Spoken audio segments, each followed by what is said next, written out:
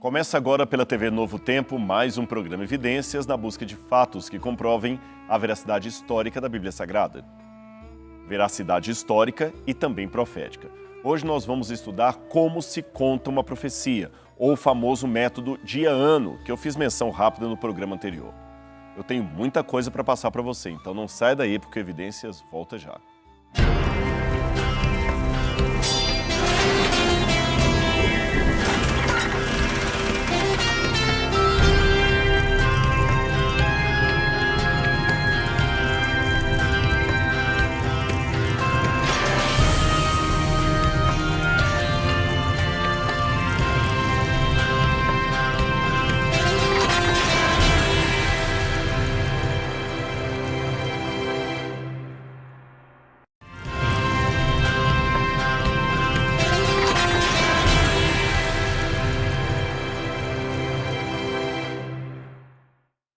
De volta com o programa Evidências, e eu quero dar de presente para você aqui o Guia de Estudos Evidências, que foi preparado com muito carinho para você e sua família. E para adquiri-lo é fácil.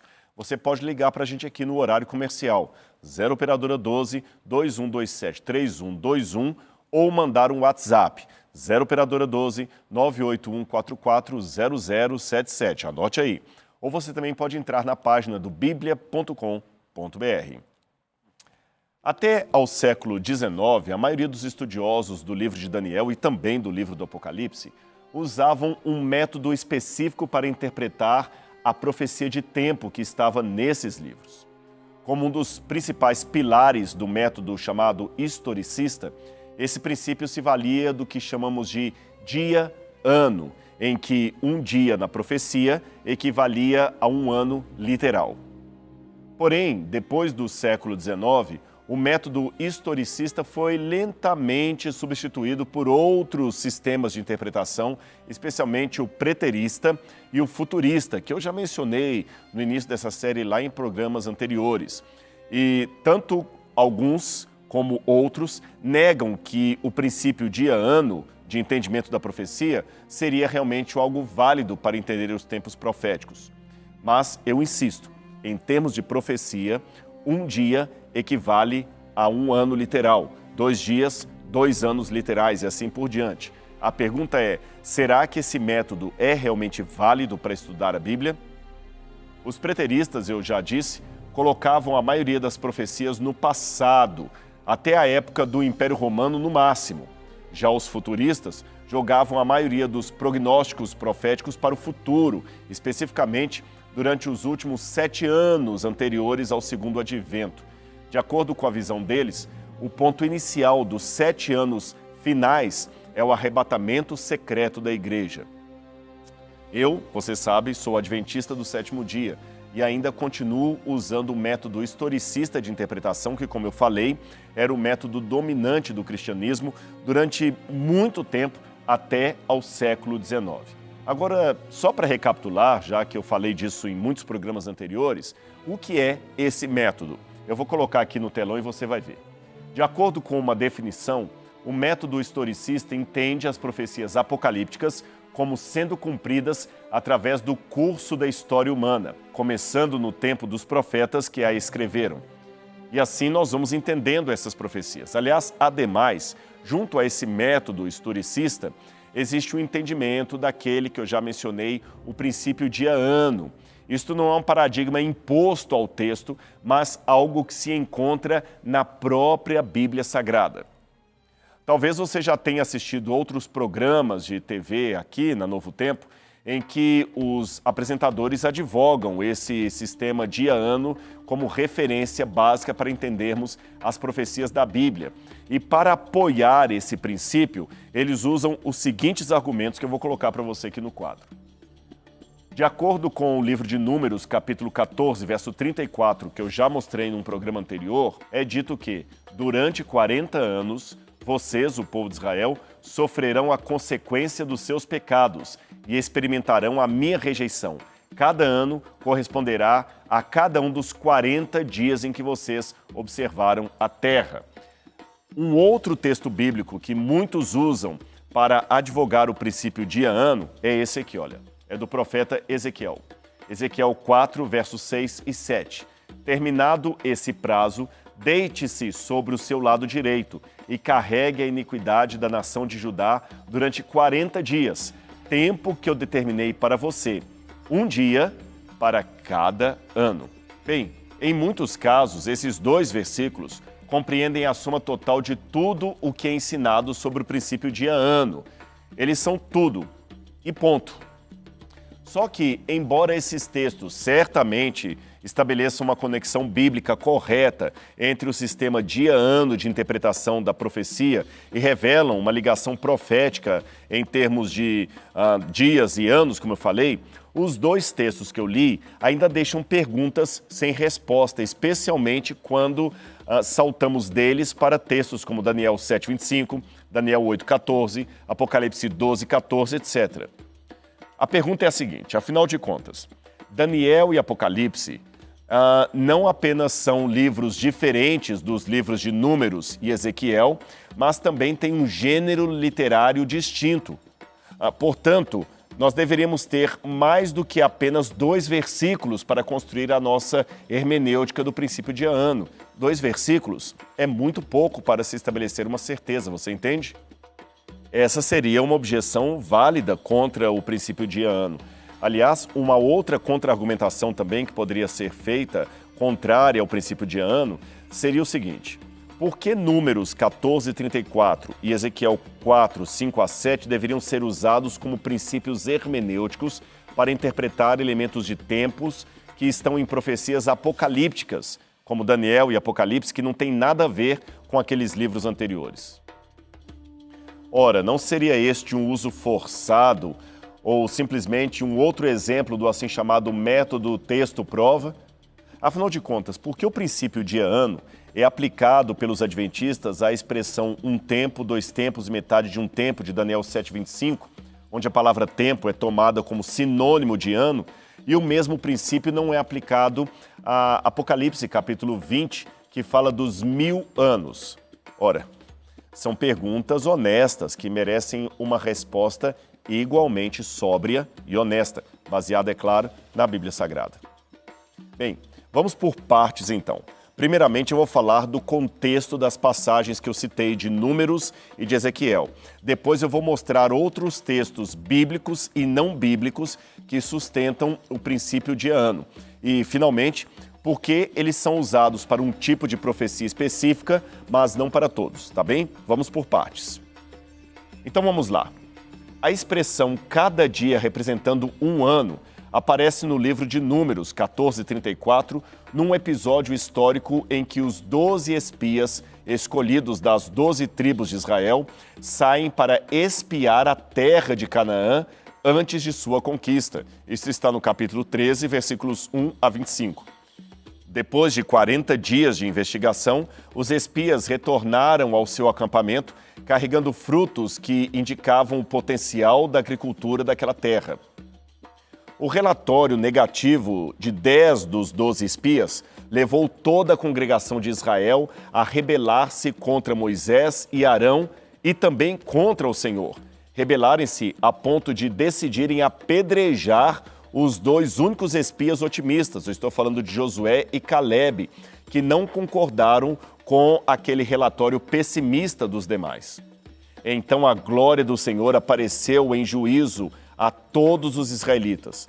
Depois de Moisés interceder com Deus pelo povo rebelde a fim de preservá-los de serem completamente destruídos, Deus anunciou a seguinte sentença: vossos filhos serão pastores nesse deserto por 40 anos e levarão sobre si as vossas iniquidades até que o vosso cadáver se consuma nesse deserto. Segundo o número de dias que espiastes a terra, 40 dias, cada dia representando um ano, levareis sobre vós as vossas iniquidades, 40 anos, e tereis a experiência do meu desagrado. Números 14, 33 e 34. Note que esse episódio apresenta uma relação paralela entre os espias, as tribos e entre os dias e os anos. Preste atenção no contexto dessa narrativa que eu acabei de citar. Temos a correlação de entidades microcósmicas, 12 espias, 40 dias, em paralelo a realidades macrocósmicas. 12 tribos de Israel, 40 anos, você percebeu? A mesma coisa acontece com a passagem de Ezequiel, capítulo 4, versículo 7, onde a expressão cada dia por um ano aparece em uma profecia simbólica. Assim como em Números, Ezequiel capítulo 4 retrata uma representação simbólica novamente em miniatura.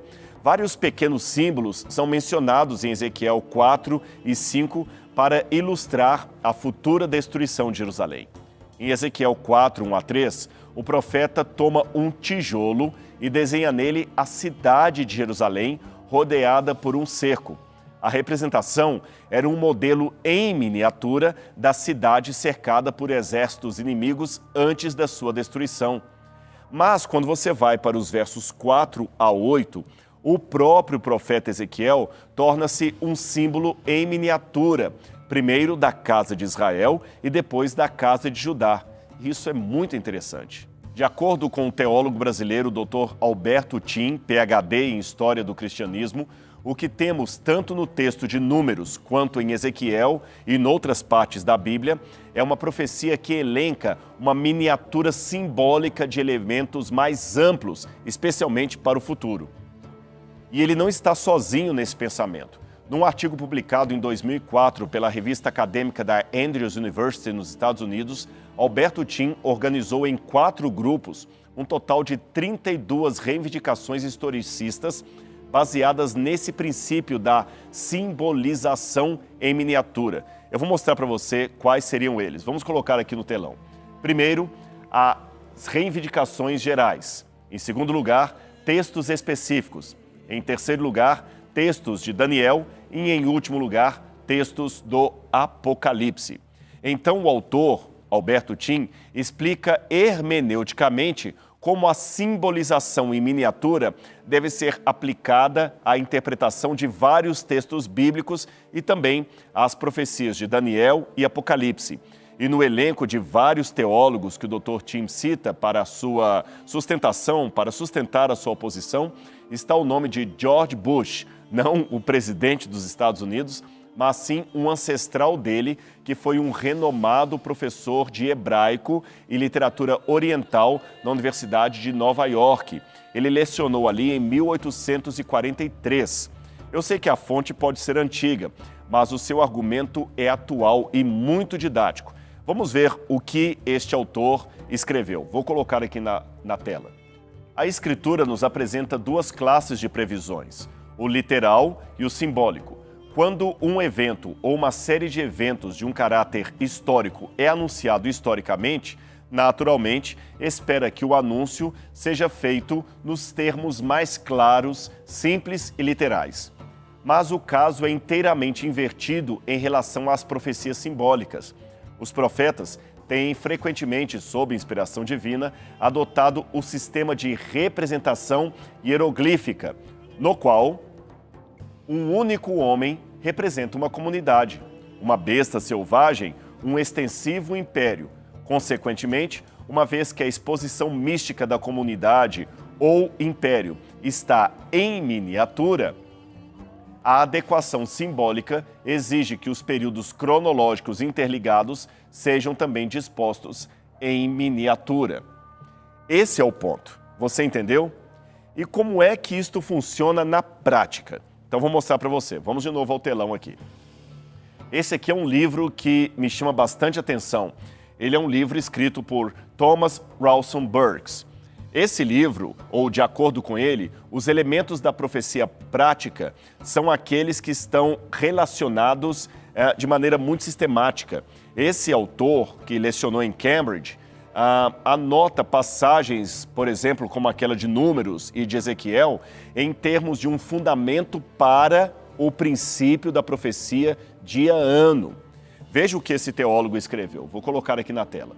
Temos, então, dos lábios do próprio Deus, a clara relação estabelecida nesse notável exemplo de profecia cronológica, que enquanto os espias representavam a nação, um dia deveria representar um ano. Você percebeu? Enquanto em Números 14, 34, a expressão cada dia representando um ano ocorre em cenário histórico, em Ezequiel 4, 7, a expressão cada dia por um ano ocorre em cenário profético simbólico. Como Números 13 e 14 envolve uma tipologia em miniatura, do mesmo modo, Ezequiel 4 retrata uma representação simbólica também em miniatura. Mas existem outras passagens bíblicas além destas? Sim, existem. Para começar, o Antigo Testamento mostra uma ligação muito clara entre os termos dias e anos. Em vários lugares, onde no texto hebraico está dia ou dias, os textos podem ser traduzidos em português para anos ou até anualmente, porque este é o significado óbvio do hebraico, mesmo que a palavra dia esteja ali. Como eu falei, o texto hebraico original está falando dia, mas os tradutores não têm dúvida de que se tratam de anos. Quer um exemplo? Eu vou mostrar para você. A Páscoa, de acordo com a Bíblia, foi observada, no texto hebraico diz, de dias em dias. Este é o hebraico original. Embora nós possamos traduzir como de ano em ano, como você encontra em Êxodo capítulo 13, verso 10. Percebeu? É porque a palavra de dia em dia significa de ano em ano. Um outro exemplo que eu poderia dar está no livro de Samuel, na história de Samuel. Ali a Bíblia fala que Ana levou para Samuel ano após ano, no hebraico está de dias para dias, roupas que ele deveria vestir, roupas que eram feitas para ele. Confira aí em 1 Samuel capítulo 2, versículo 19. Um sacrifício anual, em 1 Samuel 20, verso 6, está no original hebraico como sendo um sacrifício dos dias. As Escrituras declaram que Davi e seus homens habitaram na terra dos filisteus dia e 4 meses. 1 Samuel 27, verso 7. Ora, o significado óbvio seria de um período de 1 ano e 4 meses, mas no hebraico está dia e meses. Também, numa passagem de Gênesis, capítulo 5, naquela lista genealógica, aparece a ligação de ano. Lá sempre tem uma regra assim, fulano viveu tantos anos e gerou Beltrano. E fulano viveu tantos anos depois que gerou fulano e assim por diante, gerou filhos e filhas. Aí termina dizendo, e todos os dias de sua vida foram tantos anos e ele morreu. Percebeu a correlação, o paralelismo entre dias e anos? No que podemos considerar aquela mais antiga profecia de tempo das Escrituras, nós lemos justamente o que está aqui. Eu vou ler para você, preste atenção. O meu espírito não contentará para sempre com o homem, porque ele é realmente carne, mas os seus dias serão 120 anos. Eu acabei de ler para você Gênesis capítulo 6, versículo 3. Assim, nesse capítulo de Gênesis, encontramos uma profecia que associa diretamente dias e anos. Agora, podemos aplicar esse princípio assim para toda e qualquer profecia indistintamente? A resposta é não. Lembra o que eu falei citando o Dr. George Bush de Cambridge? Quando um evento ou uma série de eventos de caráter histórico é anunciado historicamente, então, de modo natural, espera-se que o anúncio seja feito nos termos mais claros, simples e literais. Porém, quando o caso é inteiramente invertido em relação às profecias simbólicas ou Apocalipse, isto é, elas são mais amplas, então os profetas frequentemente, claro, sob inspiração divina, acabam adotando um sistema de representação hieroglífica, no qual um único homem representa uma comunidade, uma besta selvagem, um animal representa um grande império e um dia representa um ano. No entanto, é bom lembrar que tanto o texto de Números 14 quanto Ezequiel 4 não são material apocalíptico. Deus, portanto, soletrou um dia significando um ano, coisa que ele não precisaria fazer no texto apocalíptico, porque o princípio já estaria ali implícito, ou seja, subjacente. As características dos textos apocalípticos são as seguintes, eu vou colocar aqui no quadro para você. Um texto apocalíptico traz geralmente visões e revelações, simbolismo e imagens, dualismo cósmico, o bem contra o mal, a luz contra as trevas. Os escritos apocalípticos apresentam duas forças personificadas no universo, Deus e Satanás. Além disso, nós temos outras características. Um contraste. Existem duas idades distintas e separadas, o mal presente sob o controle de Satanás e a era futura perfeita que Deus estabeleceria após a sua vitória sobre Satanás. Também os livros apocalípticos falam da ressurreição e julgamento, que são apresentados como o objetivo último da história. Vamos a mais algumas características. Os textos apocalípticos falam da aparição de um Messias e trazem finalmente como intérpretes figuras angelicais. Daniel 7 é um capítulo claramente apocalíptico, um apocalipse clássico, onde encontramos todos esses característicos presentes. Daniel 4, por outro lado, não é um livro apocalíptico, mas um livro histórico. Por isso, 7 anos, do versículo 10 de Daniel capítulo 4, versículos 10 até o versículo 16, não podem ser interpretados com o princípio de ano. Os 7 vezes 7 anos são literais na vida de Nabucodonosor e não 1520 anos proféticos, percebeu? Mais uma coisa, veja que no caso de Daniel capítulo 2, ele começa na história antiga e segue eventos históricos através da ascensão e queda de 4 superpotências, a Babilônia, a Medopérsia, a Grécia e Roma. Todas essas deveriam estender até o fim dos tempos, até o estabelecimento eterno do reino de Deus, Daniel capítulo 2, versículo 44. Portanto, esta abordagem historicista forma um modelo ideal para entender as profecias apocalípticas e também aquelas de Daniel. Vamos colocar aqui no quadro um paralelo e você vai entender. O paralelo de Daniel 2 está em Daniel capítulo 7, no qual os mesmos 4 reinos mundiais, Babilônia, Média Pérsia, Grécia e Roma, surgem e caem até que, como em Daniel 2, Deus estabelece o seu reino eterno. Assim, esta profecia antiga abrange um tempo que vai desde os dias de Nabucodonosor, Daniel capítulo 1, versículo 1, até os dias de hoje e além disto, porque fala até o fim dos tempos, ou seja, são mais de 2.500 anos de antecipação profética. Logo, fica muito natural que os períodos de tempo nesta profecia seriam longos. A profecia dos 2.300 dias ou 2.300 tardes e manhãs, que ainda vamos estudar, estaria neste mesmo sentido. Ela tem, aliás, uma explicação do anjo que é muito esclarecedora. Olha o que o anjo fala quando mostra para Daniel uma profecia de 2.300 tardes e manhãs. O anjo diz assim: a visão das tardes e das manhãs que você recebeu é verdadeira. Sela, porém, a visão, pois refere-se ao futuro distante. Daniel capítulo 8, verso 26. Ora, se a profecia estivesse falando de 2.300 dias literais, ou de 1.150 sacrifícios diários no tabernáculo, conforme o entendimento de alguns teólogos, esta observação do anjo ficaria completamente fora de sentido. E a prova maior de que esse entendimento não é anacrônico ao texto bíblico está no fato de que antigos tratados judeus também aplicavam um princípio dia-ano a certas profecias. Nós temos, por exemplo, referências ao princípio dia-ano nos escritos judaicos do período intertestamentário. Quer ver? Você tem aqui, por exemplo, no telão, vou colocar para você, um fragmento do livro dos Jubileus. O livro dos Jubileus encontra-se entre os manuscritos do Mar Morto, que foram encontrados em 1948. Ele usa simbolicamente a palavra semana para se referir a 7 anos literais. Vou mostrar mais uma coisa para você.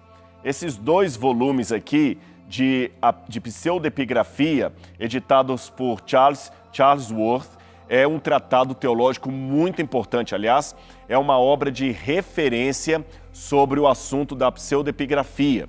E no volume 2, há um capítulo de Orval Wintermuth, que foi por muitos anos professor de Antigo Testamento no Burke University.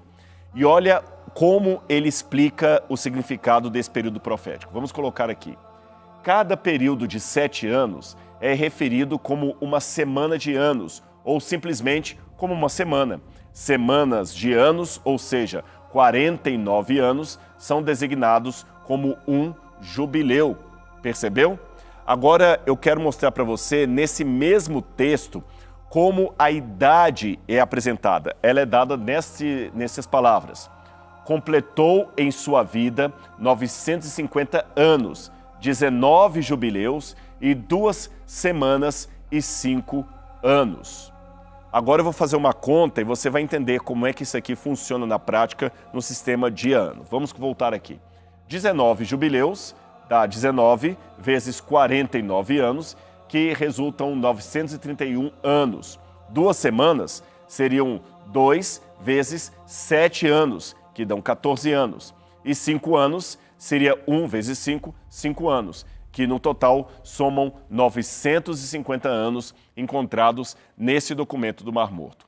Agora, é no meio dessa vasta extensão da história que encontramos a primeira profecia de tempo de Daniel, aquela que se traduz em um tempo, 2 tempos e metade de um tempo, Daniel 7:25. Ou seja, o período em que, segundo a fase do quarto poder, o chifre pequeno, ele estaria manifestando aquele poder papal, religioso, que perseguiu o povo de Deus durante um grande e vasto período. Ou seja, pelo princípio dia-ano, nós estamos falando não de 1260 dias literais, porém de 1260 anos, que, como eu mostrei num programa anterior, começaram em 538 depois de Cristo, com a ascensão do papado ao governo graças a Justiniano, e terminou em 1798 com a prisão do Papa a mando do general Berthier, que estava obedecendo às ordens de Napoleão Bonaparte. E aí você vê como é incrível a precisão matemática da profecia bíblica. Agora, é claro que aqueles que adotam um método preterista de estudo da profecia, aquele que localiza o cumprimento dela apenas no passado, sem nenhuma relevância ao longo da história, argumentam que Flávio Josefo, um importante historiador judeu do primeiro século, aplicou várias profecias de Daniel a Antíoco Epifânio, dando a entender que ele desconhecia, ou pelo menos não reconhecia, o princípio dia-ano aplicado às profecias de Daniel. Só que eles se esquecem que o próprio Flávio Josefo, numa outra parte do seu tratado, também admite que ele evitou aplicar as profecias de Daniel ao Império Romano para não ter problemas com aquele império que estava dominando o mundo em sua época. No próximo programa Evidências, eu tenho mais coisas de Daniel para passar para você, então não perca o nosso encontro. Um grande abraço e até lá!